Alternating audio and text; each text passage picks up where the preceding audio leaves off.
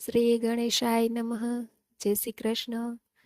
આજે શ્રાવણ સુદ પૂનમના દિવસે આપણે બળેવની કથા કહીશું, વ્રતની વિધિ કહીશું. જો ચેનલ વિડીયો પસંદ આવે તો ચેનલને સબસ્ક્રાઈબ કરી લેજો, જેથી આગળના વિડીયો તમને મળી રહે. વ્રતની વિધિ. શ્રાવણ સુદ પૂનમના રોજ બળેવ આવે છે.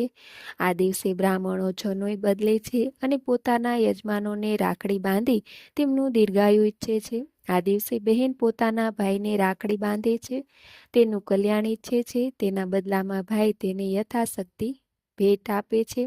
આ દિવસને રક્ષાબંધન પણ કહે છે. પહેલાના વખતમાં યુદ્ધમાં જતા પતિ કે પુત્રને માતા કે બહેન ભાઈ રાખડી બાંધી તેમના વિજય માટે પ્રભુને પ્રાર્થના કરતા હતા.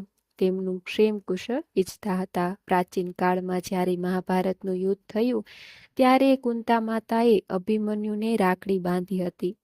એ રાખડી જ્યાં સુધી અભિમન્યુના કાંડા પર સુરક્ષિત હતી ત્યાં સુધી તે યુદ્ધમાં વિજય મેળવ્યો હતો. ચિત્તોડની રાણી જોધાબાઈએ પોતાની માતૃભૂમિના રક્ષણાર્થે મોગલ બાદશાહ હુમાયુને રાખડી મોકલી, તેને પોતાનો ભાઈ બનાવ્યો અને આમ રાખડીનો મહિમા પરાપૂર્વથી ચાલ્યો આવે છે. આ દિવસે બ્રાહ્મણોએ સવારે વહેલા ઉઠીને નદીએ જઈ સ્નાન કરે છે. ત્યારબાદ